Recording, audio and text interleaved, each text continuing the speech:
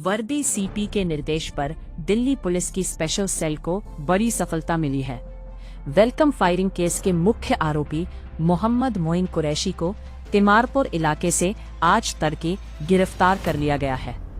आरोपी ने गिरफ्तारी से पहले पुलिस टीम पर फायरिंग की, जिसके जवाब में आत्मरक्षा में की गई कार्रवाई में उसके पैर में गोली लगी। 23 जनवरी को क्लब के अंदर हुई फायरिंग में फैजान की हत्या हुई थी। फिलहाल आरोपी अस्पताल में भर्ती है और पूछताछ जारी है। वर्दी सीपी सर के डायरेक्शन में गैंगस्टर और क्रिमिनल्स के खिलाफ कंटिन्यू एक मुहिम चलाई जा रही है दिल्ली पुलिस के द्वारा। उसी क्रम में एनडीआर में इंस्पेक्टर संजय गुप्ता साहब और पंकज साहब की टीम को एक बड़ी सफलता मिली है आज सुबह, जब उन्होंने एक मर्डर के एक्यूज को अर्ली मॉर्निंग में तिमारपुर एरिया के अंदर से मोहम्मद मोइन कुरैशी को अरेस्ट किया है। मैं इसका बैकग्राउंड बता देता हूं आपको। 23 जनवरी की रात को वेलकम एरिया के अंदर एक क्लब के अंदर फायरिंग हुई थी फैजान नाम के एक लड़के के ऊपर, जिसमें उसका ब्रूटल तरीके से मर्डर किया गया था क्लब के जो कैफे बोला जाए उसको, कैफे के अंदर। उस कैफे के अंदर जब वो था तब एक्यूज वहां पर गया था और फायरिंग की थी। उस टाइम पे आइडेंटिफाइड नहीं हो पाया था एक्यूज। बाद में एक्यूज के द्वारा भी क्लेम किया गया इसको, और फर्दर जो सीसीटीवी एनालिसिस हुआ उसमें आइडेंटिफाइड किया गया पर्सन को, और एनडीआर स्पेशल सेल की टीम ने, संजय गुप्ता साहब की टीम ने उसके ऊपर काम करना शुरू किया। इस एक हफ्ते से ज़्यादा की मेहनत के बाद कल शाम के समय टीम के पास एक इन्फॉर्मेशन आई कि जो मुख्य अभियुक्त है, जो कि वांटेड है, वो ट्रांस यमुना या सराउंडिंग एरिया में कहीं मूवमेंट कर सकता है किसी कारण से। तो कल नाइट से ही टीम ने उसके ऊपर काम करना शुरू किया, और आज अर्ली मॉर्निंग के अंदर एक बड़ी सफलता मिली, जब एक्यूज तिमारपुर एरिया में आईटीआई का जो बनी हुई है वहाँ पर उस एरिया के सराउंडिंग से बाइक के ऊपर जा रहा था, तब टीम ने उसको रोकने की कोशिश की। एक्यूज ने रुकने के स्थान पर भागने की कोशिश की, और भागने के दौरान पुलिस टीम के ऊपर फायरिंग भी की। काउंटर में दोबारा पुलिस टीम द्वारा वार्निंग दी गई कि वो सरेंडर करें, लेकिन एक्यूज ने कंटिन्यू अपने दूसरा फायर भी किया। उसके बाद पुलिस को सेल्फ डिफेंस के अंदर फायर करना पड़ा। इसमें जो मोहम्मद मोइन कुरैशी है उसके पाँव के अंदर गोली लगी और उसको हॉस्पिटल ले जाया गया, और मुख्य अभियुक्त इस तरह से गिरफ्तार हुआ है।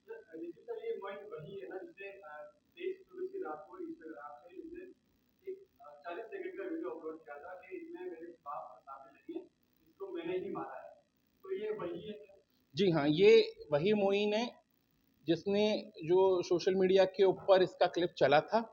और आप लोगों के माध्यम से मैं ये भी कहना चाहूँगा कि जो क्रिमिनल्स और गैंगस्टर्स ये सोचते हैं कि वो सोशल मीडिया की हेल्प लेके क्राइम को ग्लोरीफाई कर सकते हैं या अपने क्राइम को जस्टिफाई कर सकते हैं, तो उनको उनकी इस मुहिम को सफल नहीं होने दिया जाएगा। दिल्ली पुलिस ने पहले भी ऐसे क्रिमिनल्स और गैंगस्टर के खिलाफ सख्त कार्रवाई की है, और मैं दोबारा कहना चाहूँगा, जो भी गैंगस्टर और क्रिमिनल्स इस तरह से सोशल मीडिया को यूज करेंगे ग्लोरीफाई करने के लिए क्राइम को, या जस्टिफाई करने के लिए किसी भी आर्ग्यू से, उनके खिलाफ दिल्ली पुलिस सख्त से सख्त कार्रवाई करेगी। देखिए, जो प्राइमा फेसिया इंटरोगेशन हो पाई है एक्यूज से, तो उसने एक तो 30,000 रुपए के लेने की बात स्वीकार की है कि 30,000 रुपए का इनका आपस का लेन देन था, जिसके अंदर फैजान 30,000 रुपए मांग रहा था।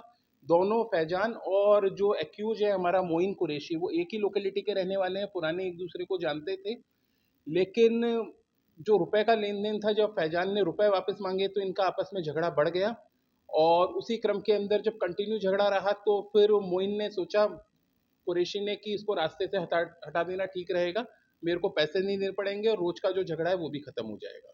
जब मोइन के फादर भी इन्वॉल्व है, क्योंकि मैंने एक वीडियो जारी किया था कि हमें किसी ने सूचना दी है कि वो फैजान किस जगह पर है। देखिए, अभी उसके अंदर इन्वेस्टिगेशन चल रही है। अभी इस स्टेज पे कहना सही नहीं होगा कि अभी उससे भी इंटरोगेशन, क्योंकि हॉस्पिटल में डिटेल इंटरोगेशन नहीं हो पाई है, तो उसको इंटरोगेशन के बाद ही कहा जा सकता है। बाकी एक पॉइंट मैं और ऐड करना चाहूँगा, इसकी एक प्रीवियस इन्वॉल्वमेंट भी है। जो ये मुख्य अभियुक्त है, ये मोइन कुरैशी, ये 10th तक पढ़ा हुआ है। उसके बाद इसने कुछ दुकानों के ऊपर काम किया, उसके बाद ये क्राइम की दुनिया में आ गया। इसने एमबी थेफ्ट के अंदर काम करना शुरू किया, टू व्हीलर्स वगैरह चोरी किया करता था। इसी क्रम में 2025 में जामा मस्जिद के एक मुकदमे में ये अरेस्ट भी हुआ था, उसमें जेल गया। जेल से बाहर आने के बाद भी इसने क्रिमिनल एक्टिविटी जारी रखी और पैसे का लेन देन जो प्राइमा फेसिया लग रहा है, उसके विवाद के बाद इसने अपने जो जान पहचान वाला फैजान था उसका कैफे के अंदर मर्डर किया है। देखिए, अभी जैसा कि मैंने बताया, जो अभियुक्त है वो हॉस्पिटल में है, अभी उससे उस तरह से हम इंटरोगेट नहीं कर पाए। तो एक बार उसको हॉस्पिटल से डिस्चार्ज हो जाता है, उससे हम डिटेल इंटरोगेट कर देते हैं, तब फिर हम इसके बारे में फर्दर कौन इन्वॉल्व था या क्या कॉन्स्पिरेसी थी वो डिटेल में बता पाएंगे।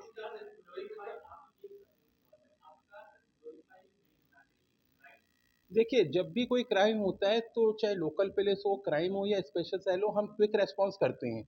लेकिन जैसा कि आपको भी पता है, थोड़ा टाइम लग जाता है पकड़ने के अंदर। तो जैसे ही क्राइम हुआ था, लोकल पुलिस क्राइम सेल ने काम शुरू कर दिया था इसके ऊपर। एक्यूज क्योंकि अंडरग्राउंड था उस टाइम पे, अंडरग्राउंड के दौरान ही उसने अपना वीडियो डाला और उसके बाद थोड़ी देर बाद डिलीट कर दिया और दोबारा अंडरग्राउंड हो गया। तो दिल्ली पुलिस की सभी जो भी यूनिट्स और एजेंसी अपने पार्ट के ऊपर काम कर रही थी इसको पकड़ने के लिए।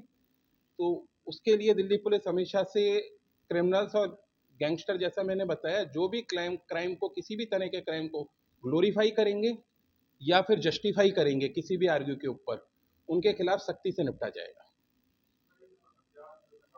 इंट्रोगेट नहीं हो पाया है एक्यूज, इसलिए अभी कहना मुश्किल है। एक बार वो डिस्चार्ज हो जाएगा हॉस्पिटल से, उसके बाद हम इंट्रोगेट करके ही बता पाएंगे।